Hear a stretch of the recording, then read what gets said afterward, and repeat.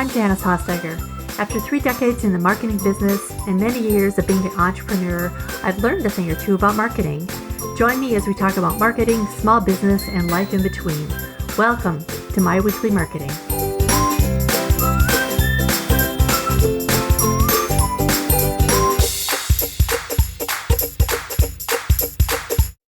Have you ever found yourself doing everything the marketing experts told you to do and you're still hearing crickets? Well, I've certainly been there. And after more than 30 years in marketing, from agencies to corporate to running my own business, I finally realized something. Marketing advice actually ages a bit. Some of it ages well, but a lot of it really doesn't. And some of it just kind of expires. What worked in 2007 doesn't necessarily work in 2026. And some of it was actually never true. Everyone just repeated things that sounded like good advice, and it got repeated so often that people started to believe it and treat it like law. But one thing I found, even when things work for a large corporation or a particular client, it doesn't necessarily mean it's going to work with a real small business or with a real budget.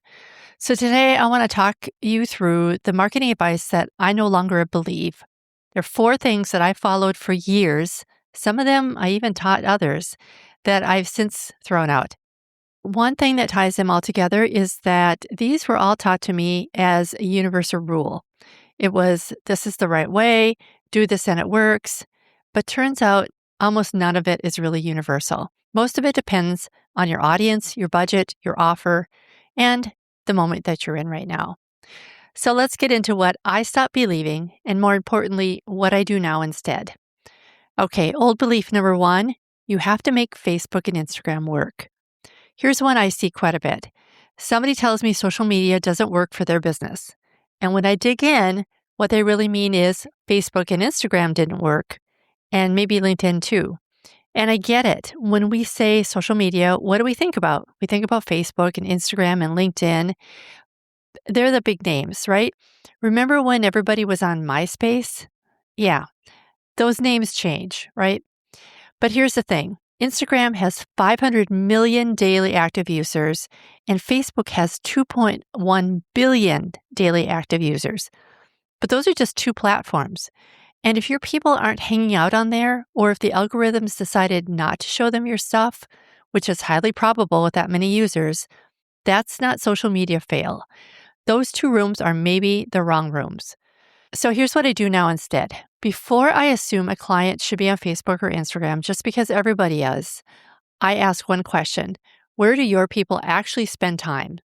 Sometimes it's in a niche Facebook group or on Pinterest, or honestly, not on social media at all. Social media is just one option in the awareness stage. Is it worth your time to fight the algorithm there? Maybe, maybe not, but that's a question that you get to decide. There are a lot of social media platforms, some of which are so niche that you probably have never heard of them. So here's what I want you to do. Go to your AI engine of choice and type, what are some social media sites that, and then insert who your ideal customer is spending time on. It will give you a whole list of sites where you can build awareness without the big competition that you'd get on Facebook or Instagram. The platform isn't the point. Being where your people already are and sharing something that's going to get their attention and build a relationship with them, that's what matters. You don't need to be on more platforms. You need to make sure that you're in the right one. Okay, old belief number 2, building an email list is quick and easy. When I started my first business, which was a design agency in the early 2000s, building an email list was pretty easy. I would run an ad on Facebook and feature a freebie. People signed up and they were added to my list. Easy peasy. Often I didn't even need to pay for ads. I would just post something on social media and that was enough. And sadly, those days are probably over, my friend. Over time, ads got expensive and people got burned out from downloading information that they didn't necessarily use or wasn't really good, or information that some people put out that just wasn't worth an email address. But now we're at the pinnacle of the information age and people can find anything and everything out with Claude or Gemini or any AI platform. People are so overwhelmed with information that it makes it hard to even give it away with the price of an email address. Truthfully, building a list can take time or money.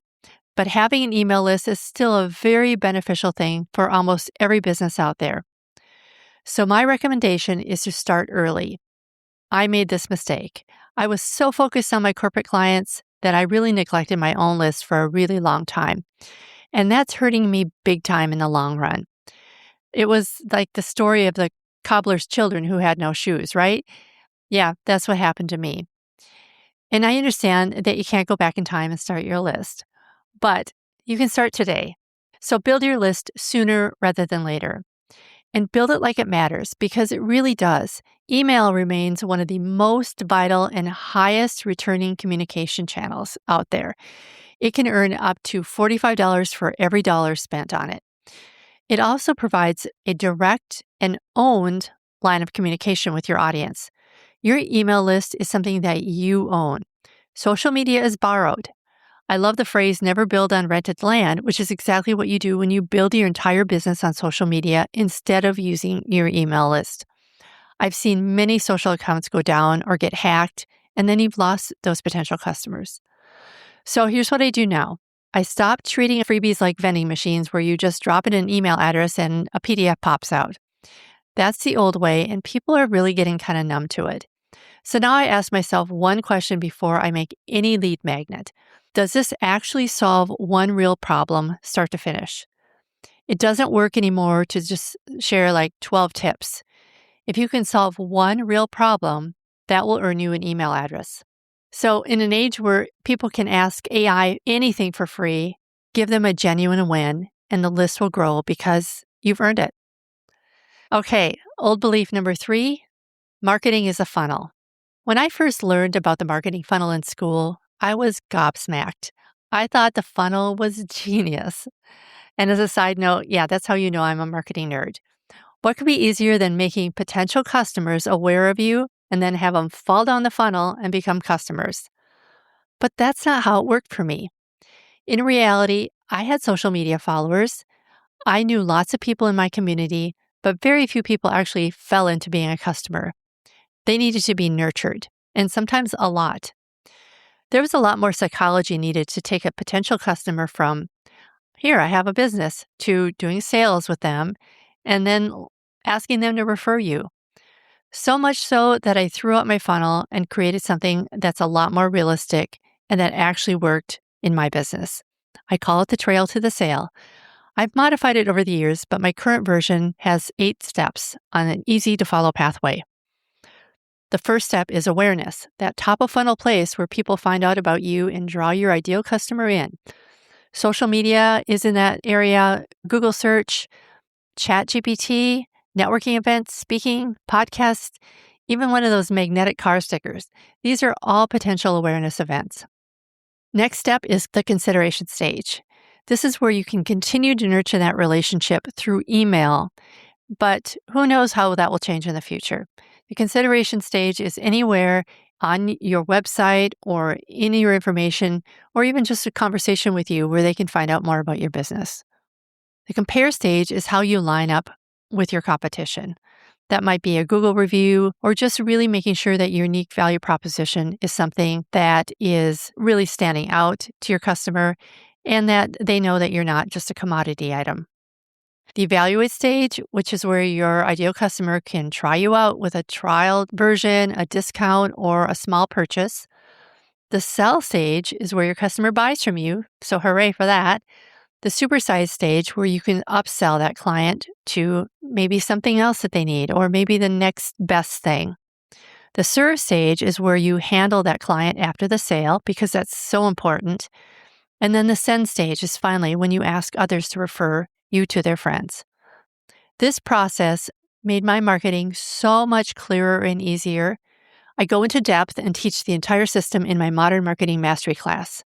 So instead of asking, what should I do for marketing? I now ask, where is my customer on the trail to the sale and what do they need to know next? It works because it's built on human behavior rather than marketing trends or tactics. That one shift changed everything, and it's now what I use for my corporate clients as well. Okay, moving on. Old belief number 4, there's a single right and wrong way to do marketing. My marketing roots started in college when I had my first advertising course. I was hooked. It was something about the meeting of things that I love so much, being design, writing, and psychology, and the thing that would go make my dad the most proud, which is business. After all, he was paying the tuition. I'm not going to lie, there was a bit of glamour attached with a career in advertising, especially as an art director, which is where I was headed.